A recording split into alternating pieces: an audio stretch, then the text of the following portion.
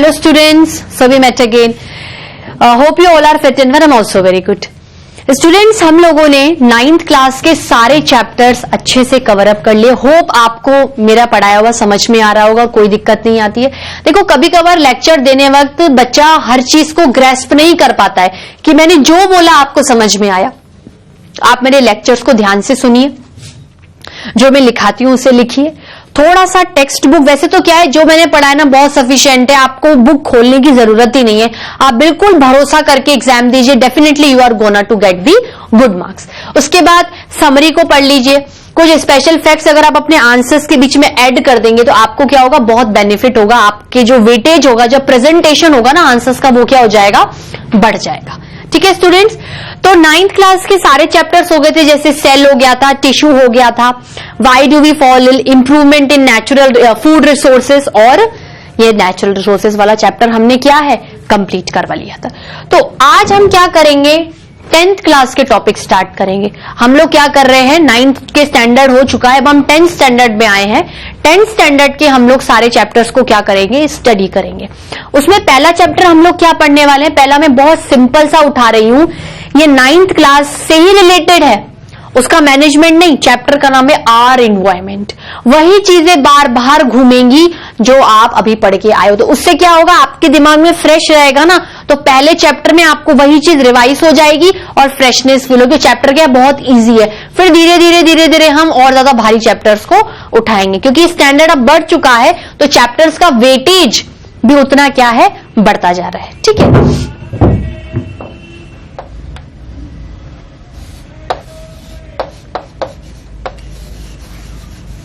Tenth class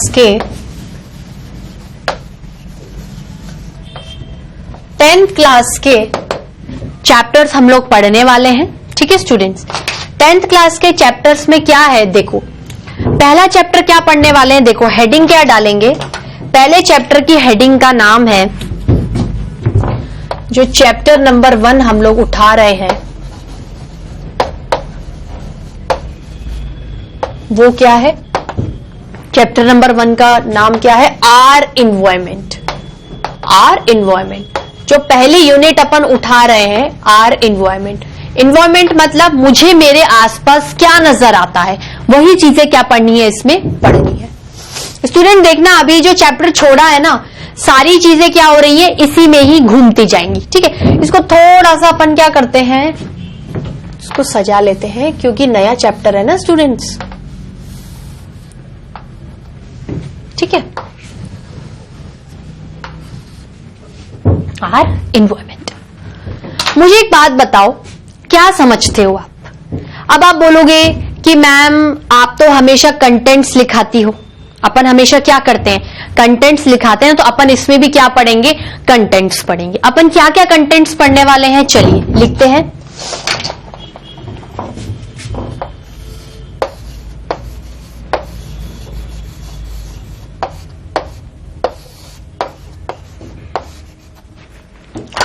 सबसे पहले हमेशा जो कंटेंट अपन पढ़ते हैं वो क्या आता है, नंबर 1 पे. नंबर 1 पे आता है इंट्रोडक्शन. नंबर 1 पे क्या आता है, इंट्रोडक्शन. ठीक है, इंट्रोडक्शन के बाद आप इसमें पढ़ोगे इकोसिस्टम. क्या पढ़ोगे, ecosystem. Ecosystem and its types. Ecosystem and its types. Ecosystem and its types. ठीक है, उसके बाद आप पढ़ोगे फूड चेन. उसके बाद क्या पढ़ोगे, फूड चेन. क्या पढ़ोगे, फूड चेन. फूड चेन के बाद आप पढ़ोगे फूड वेब. क्या पढ़ोगे, फूड वेब. पहले क्या पढ़ोगे आप इंट्रोडक्शन पढ़ोगे. देखो सबसे पहला पॉइंट आप इंट्रोडक्शन पढ़ोगे. ठीक है, इंट्रोडक्शन में क्या है, क्या समझने वाले उस चैप्टर में, वो चीजें आ जाएंगी. इकोसिस्टम एंड इट्स टाइप्स, ये सारी चीजें पढ़ोगे. उसके बाद क्या पढ़ोगे, फूड चेन पढ़ोगे एंड देन फूड वेब पढ़ोगे। ठीक है स्टूडेंट्स, पहले आप इतने कंटेंट्स को नोट डाउन करिए। स्टूडेंट्स इतना नोट डाउन किया, चलिए अब आगे देखते हैं। दूसरे कंटेंट आप क्या पढ़ने वाले हो, आप पढ़ोगे फ्लो ऑफ एनर्जी। क्या पढ़ोगे स्टूडेंट्स, फ्लो ऑफ एनर्जी। क्या पढ़ोगे, फ्लो ऑफ एनर्जी। उसके बाद आप पढ़ोगे कि अगर मैं आपको एनवायरमेंट से रिलेटेड चीजें बता रही हूं तो मैं अगर ह्यूमन बीइंग की बता रही हूं, डेफिनेटली ह्यूमन बीइंग्स उससे बहुत चीजों को यूटिलाइज करेंगे। जितने ज्यादा अनवांटेड यूटिलाइजेशन होंगे उसमें उतनी ज्यादा प्रॉब्लम्स क्रिएट होंगी।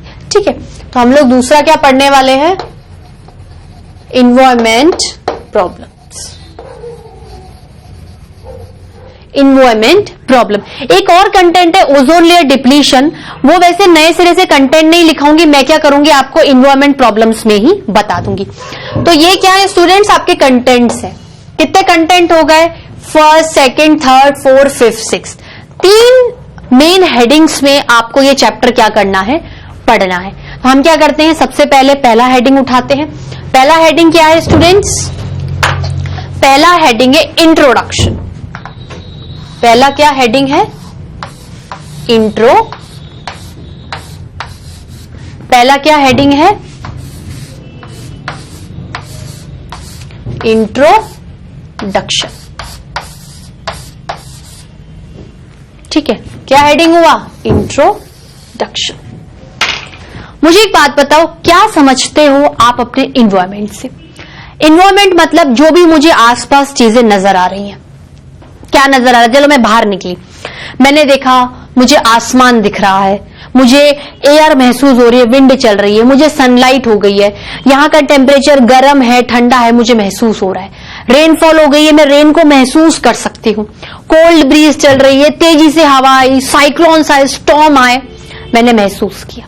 मैं लैंड को महसूस कर रही हूं, मैं फ्लैट लैंड पे चल रही हूं, या मैं किसी स्टोन पे चल रही हूं, या मैं सॉइल पे चल रही हूं, मैं पानी पीती हूं, खारा पानी आ गया, मीठा पानी आ गया, नॉर्मल पानी आ गया, मुझे आसपास बर्ड्स नजर आ रही हैं, वेरियस काइंड्स ऑफ एनिमल्स नजर आ रहे हैं, प्लांट्स नजर आ रहे हैं। तो जो भी मुझे आसपास नजर आ रहा है, जो भी मुझे आसपास नजर आ रहा है, या what ever the things surrounding me is my environment. What ever the things surrounding me is my environment. ठीक है, तो जो भी आपको दिख रहा है बस वही आपका क्या है, इन्वायरमेंट है।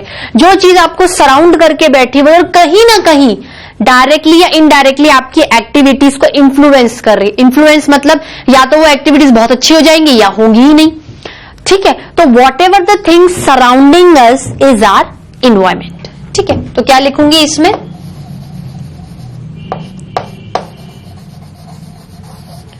Things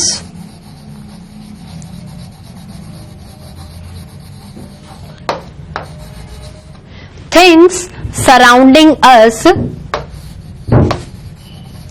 is our environment। Chapter का नाम भी क्या है, our environment। क्या है, our environment।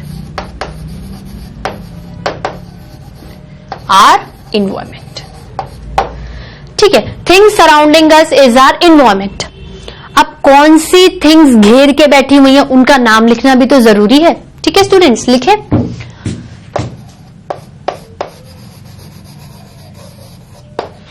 देखो, छोटी से छोटी चीज से लेकर बड़ी से बड़ी चीज आपको क्या कर रही है, सराउंड करके रख रही है। देखो, थिंग्स सराउंडिंग अस मतलब हम ह्यूमन बींग्स हैं। हम ह्यूमन बींग्स क्यों, because we are the actually most powerful creature.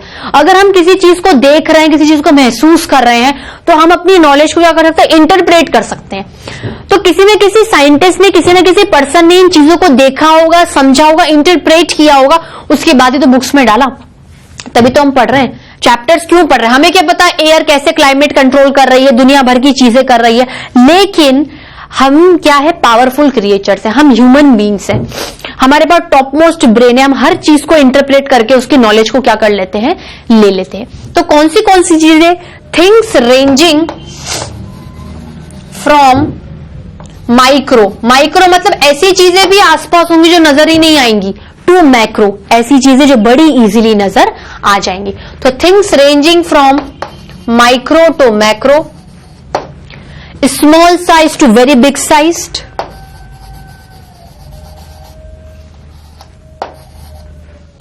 Small sized to small sized to big sized. अब देखो कौन कौन सी चीजें एक्चुअली आपको कवर अप करेंगी, कौन कौन सी चीजें आपको कवर अप करेंगी। ये तो क्या था, एक बहुत इजी क्लासिफिकेशन था कि micro to macro, small size to large size. Actually क्या कवर अप कर रहा है, देखो आसपास आपको क्या दिख रहा है।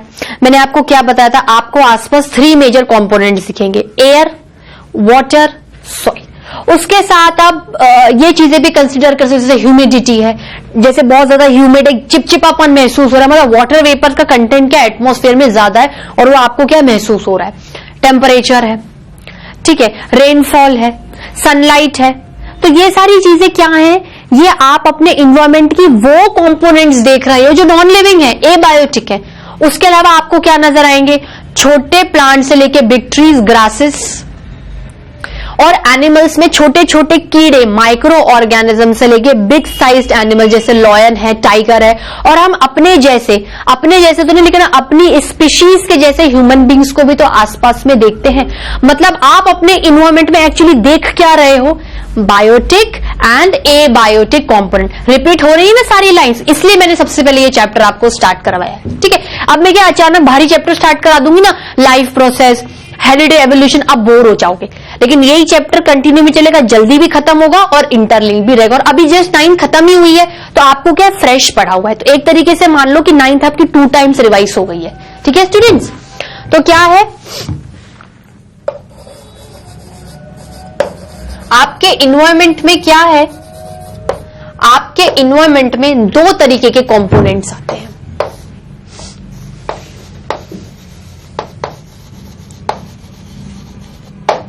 नॉन लिविंग या फिर एबायोटिक कंपोनेंट्स, नॉन लिविंग या फिर एबायोटिक कंपोनेंट्स, या फिर लिविंग या फिर बायोटिक कंपोनेंट्स। ठीक है स्टूडेंट्स, नोट डाउन करिए। स्टूडेंट्स नोट डाउन किया। चलिए अभी अपन क्या करेंगे, इंट्रोडक्शन ही पढ़ रहे हैं तो चीजें क्या है इंट्रोडक्शन में ही लिखेंगे, ठीक है।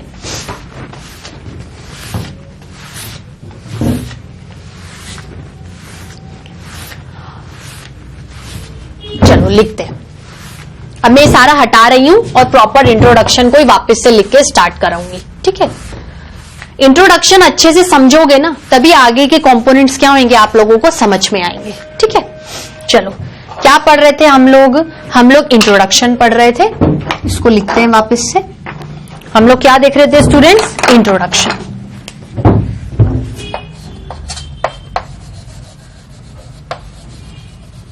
इंट्रोडक्शन कंटिन्यू में चल रहा था, ठीक है। इंट्रोडक्शन में क्या देखा हमने, इन्वायरमेंट क्या होता है। इन्वायरमेंट ये कह सकते हैं कि सम टोटल मतलब biotic component plus abiotic components लिख सकते हैं।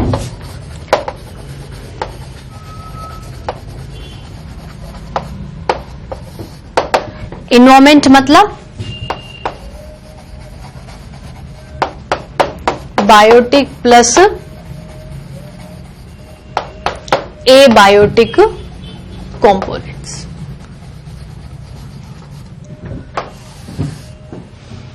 ठीक है। अब देखो बायोटिक में कौन कौन आएगा, वही चीज वापस से रिपीट करवाऊं तो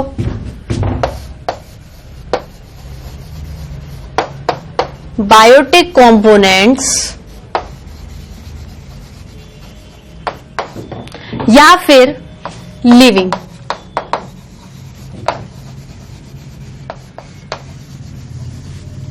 इसकी डेफिनेशन क्या होगी, ये ऐसे कंपोनेंट्स हैं, ये ऐसी चीजें हैं आपके इन्वायरमेंट में जो कि सर्वाइवल के लिए लाइफ प्रोसेसेस को प्रोसीड करती हैं।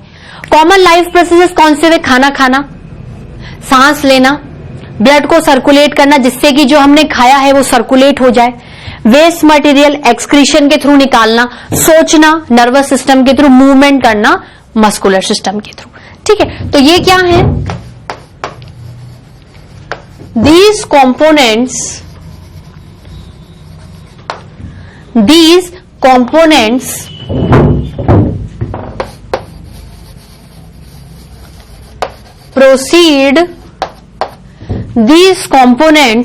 proceed their life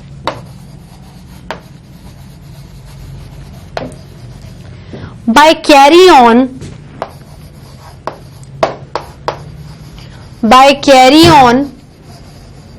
life processes में जैसे क्या हो गया,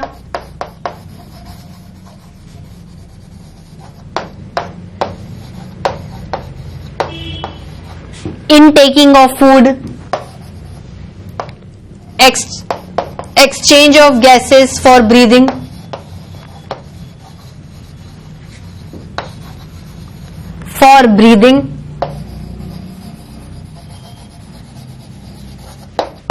उसके बाद रिमूवल ऑफ वेस्ट मैटर,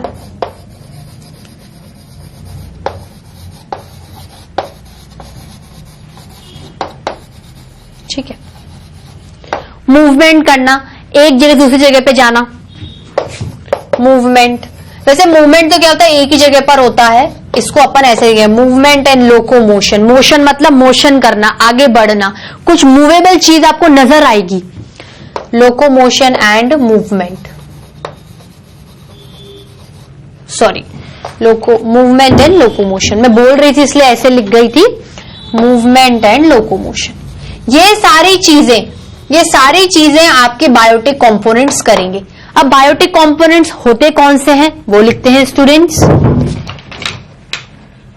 क्या लिखेंगे, इसके एग्जाम्पल्स लिखेंगे।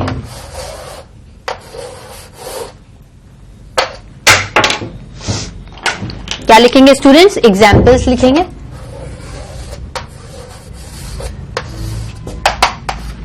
एग्जाम्पल्स में ईजी शॉर्ट फॉर्म में एग्जाम्पल्स का क्या क्या चीजें आएंगी इसमें, देखो, living organisms, all living organism contribute are biotic environment, ठीक है। क्या लिखूंगी,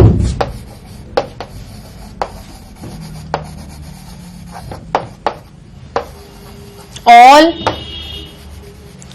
लिविंग ऑर्गेनिजम्स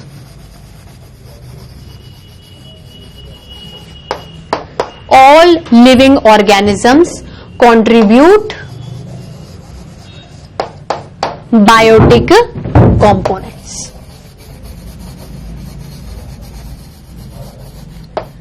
अब मुझे एक बात बताओ, इसमें भी कौन कौन आएंगे। इसमें आएंगे आपके देखो, इसमें सब लोग आ सकते हैं, unicellular organism, multicellular organism, eukaryotic, prokaryotic, बहुत छोटे छोटे से माइक्रो ऑर्गेनिजम्स। एनिमल्स में भी स्मॉल साइज से लेके लार्ज साइज, और प्लांट्स में भी छोटे प्लांट से लेके बिग ट्रीज, ठीक है। तो कौन कौन आएगा, चलो देखते हैं। देखो कौन कौन आएगा, ये क्या आएंगे एग्जाम्पल्स स्टूडेंट्स। क्या है, ये आपका फर्स्ट पॉइंट है, ये आपका सेकंड, ये पूरा कंटिन्यूएशन में चल रहा है, ये चीजें इन्वॉल्व हो गई, फिर एग्जाम्पल्स में ये सब चल रहा है। तो यूनिसेलुलर ऑर्गेनिजम्स,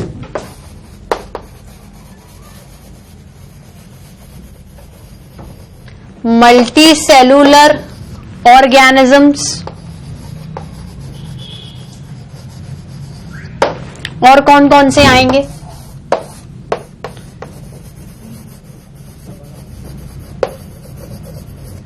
प्रोकैरियोटिक और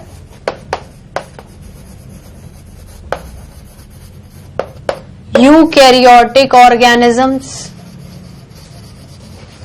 ठीक है। मैं इस पे क्या करती हूं, कुछ मार्क कर देती हूं, जैसे ये टिक से मार्क कर देती हूं, ठीक है। तो इसी के साथ यहां पर क्या एग्जाम्पल्स आएंगे, ये इसके कंटिन्यूएशन में चल रहे हैं। कौन से एग्जाम्पल्स आएंगे इसमें,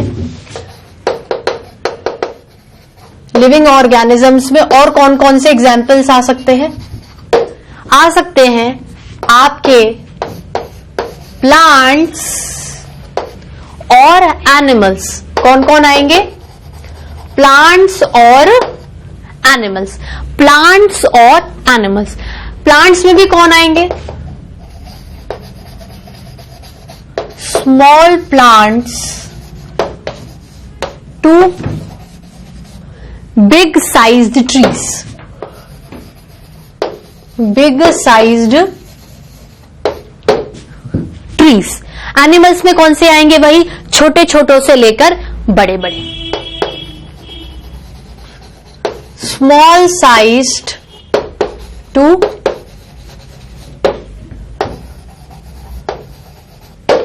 big sized organisms.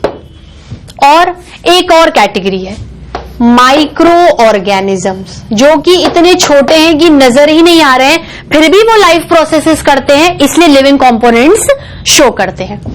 Micro organisms. चलो, इसी के साथ क्या है, आपका इंट्रोडक्शन तो खत्म हो जाता है। अब आपका सेकंड कंटेंट क्या आता है? इकोसिस्टम। लेकिन वो किससे लिंक्ड होगा? मैं यहीं पर कोई चीज बताऊंगी जिससे कि आपका इकोसिस्टम क्या हो जाएगा? लिंक्ड अप हो जाएगा। देखो कि जो भी कंपोनेंट्स एनवायरमेंट में प्रेजेंट होते हैं, चाहे आपके बायोटिक या एबायोटिक है, ये दोनों कंपोनेंट्स क्या होते हैं? चलिए एक काम करते हैं, मैं आपको पहले एबायोटिक कंपोनेंट से बता देती हूं, उसके बाद इंटरलिंकिंग बताऊंगी। ठीक है, उससे क्या है, आप थोड़ा सा कंफ्यूज नहीं होगे।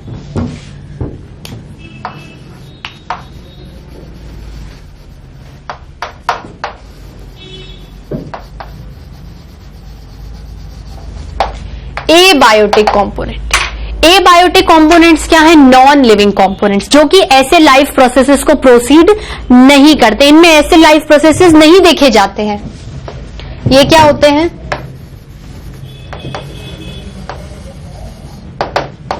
Non living components. क्या है? Non living components. They never represent these life processes similar to the biotic components. ठीक है,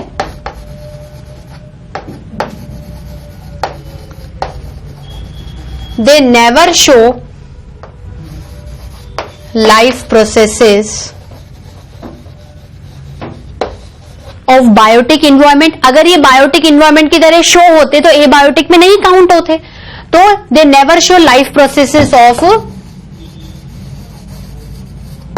बायोटिक कंपोनेंट्स। ठीक है स्टूडेंट्स, नोट डाउन करिए। स्टूडेंट्स नोट डाउन किया आप लोगों ने? चलिए, बायोटिक कंपोनेंट्स की डेफिनेशन लिख ली, एग्जाम्पल देख लिए। उसी तरीके से एबायोटिक कंपोनेंट्स की भी क्या हो गई है? डेफिनेशन देख लिए। अब हम क्या देखेंगे? इसके एग्जाम्पल्स देखेंगे। क्या है स्टूडेंट्स नॉन लिविंग कंपोनेंट्स? देखो, एक तरीके से देखा जाए तो नॉन लिविंग कंपोनेंट्स होते हैं जैसे आपके एयर, हवा, पानी, धरती, टेम्परेचर। ये क्या है? आपको महसूस हो रहे हैं, लेकिन ये अपनी लाइवलीहुड को चलाने के लिए, ये अपने आप को जिंदा रखने के लिए ऐसा कोई भी काम नहीं करते जो कि लिविंग ऑर्गेनिजम्स प्रोसीड करते हैं। ठीक है, तो इसके एग्जाम्पल्स में कौन आएंगे? एग्जाम्पल्स में आते हैं, देखो एग्जाम्पल्स में आएंगे एयर,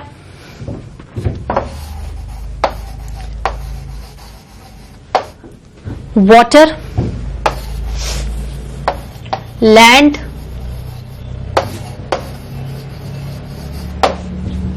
सॉइल, और क्या क्या होंगे यहां पर लिख लेती हूं, नहीं नीचे लिख लेती हूं मैं, टेम्परेचर, ह्यूमिडिटी,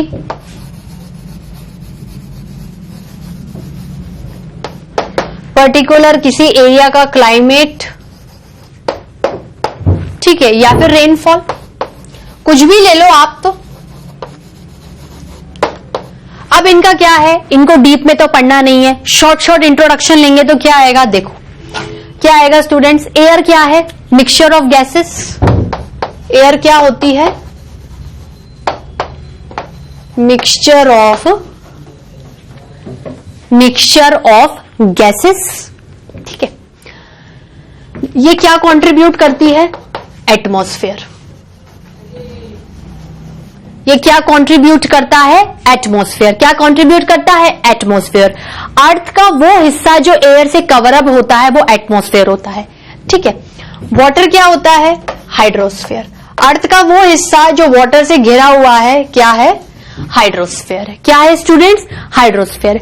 अब आपको क्या है, सरफेस के ऊपर भी पानी दिख सकता है और कुछ पानी अंदर जाके परकुलेट हो गया, सॉइल्स के थ्रू अंदर जाके बैठ गया, जो ग्राउंड से नीचे होगा उसे आप क्या बोलोगे? Underground water. क्या बोलोगे स्टूडेंट्स? Underground water. अर्थ का वो हिस्सा जो लैंड से कवर अप है उसको क्या बोलते हैं? Lithosphere. L for land, L for lithosphere. और इसी से लिंक्ड अप क्या होती है? सॉइल होती है। ठीक है। लैंड क्या होता है? अर्थ के ऊपर का हिस्सा होता है, टॉप लेयर, अर्थ क्रस्ट होती है। लैंड के ऊपर की भी टॉप लेयर क्या होगी? सॉइल से कवर अप होगी। तो ये क्या होती है? Covers land topmost layer. Covers land topmost layer. ठीक है, ये सारे हो गए हैं आपके, बायोटिक एबायोटिक दोनों हो गए हैं। एक चीज और ध्यान रखिएगा स्टूडेंट्स, देखो आपके इन्वायरमेंट में ये जो दोनों बायोटिक और एबायोटिक कंपोनेंट्स होते हैं ये क्या करते हैं? इंटरलिंक्ड होते हैं। ये खुद में तो इंटरडिपेंडेंट है लेकिन आपस में कोऑर्डिनेट करके इंटरलिंक्ड होकर काम करते हैं। जैसे आपकी कोई बर्ड हो गई, बर्ड एक बायोटिक कंपोनेंट है इन्वायरमेंट का, वो भी आपको नजर आ रही है सराउंडिंग अस।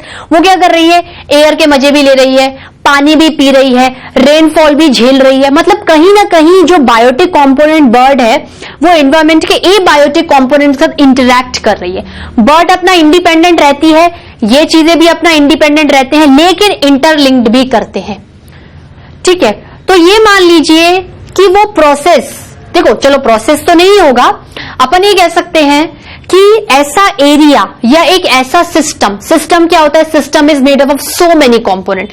सिस्टम के अंदर क्या होते हैं? कंपोनेंट्स आते हैं। वो कंपोनेंट जैसे आज अपना सिस्टम है, मैं कोई कोचिंग चला रही हूं, मेरा कोचिंग कोई सिस्टम है, मैं उस सिस्टम में एचआर भी रखूंगी, मार्केटिंग वाला भी रखूंगी, फाइनेंस भी रखूंगी, ऑपरेटर भी रखूंगी, कोई जो साफ सफाई वाला कर्मचारी भी रखूंगी, मैं खुद फैकल्टी बनूंगी। तो मैंने क्या एक सिस्टम बनाया, उस सिस्टम में हर आदमी का अपना एक इंडिविजुअल काम है लेकिन वो इंटरैक्ट भी कर रहे हैं। मैं मार्केटिंग वाले से बार बार इंटरैक्ट करूंगी कि कितना काम हो रहा है, कितने बच्चे आ रहे हैं, कैसे फीस डिसाइड करनी है, ठीक है, अपना मैटर कैसे बेस्ट बनाना है।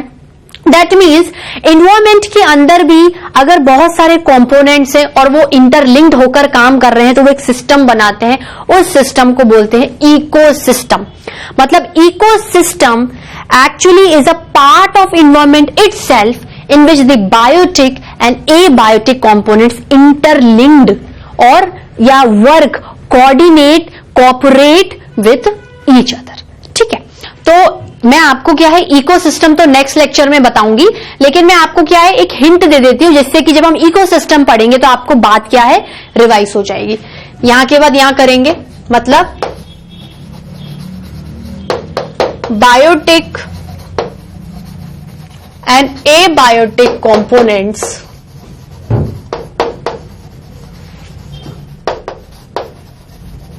form a system inside the environment, form a system inside the environment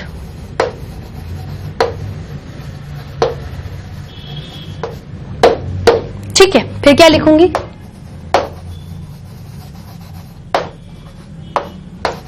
Both the components interacting with each other। बस इतना ही लिखाऊंगी क्योंकि बाकी का क्या है मैं आपको इकोसिस्टम में समझा दूंगी। अगर सारा इंट्रो में लिखा दूंगी तो इकोसिस्टम के लिए कोई मैटर नहीं बचेगा। Both the components interacting with each other। अब कैसे इंटरैक्ट करेंगे, कैसे सिस्टम को बोला जाता है वो अपन नेक्स्ट क्लास में पढ़ते हैं। ठीक है स्टूडेंट्स, तो आज हमने अपने 10th क्लास का नया चैप्टर स्टार्ट कर लिया था। उसमें कंटेंट्स लिख लिए थे जैसे कि आपका इंट्रोडक्शन, इकोसिस्टम, उसके type, food chain, food web, उसमें फ्लो ऑफ एनर्जी के बारे में पढ़ेंगे और एनवायरमेंटल प्रॉब्लम्स। ठीक है स्टूडेंट्स, इसी के साथ आज का लेक्चर में ओवर करती हूं। इसके बाद अपन कौन सा हेडिंग स्टार्ट करेंगे? इकोसिस्टम, वो अपन नेक्स्ट लेक्चर में करेंगे। Thank you students.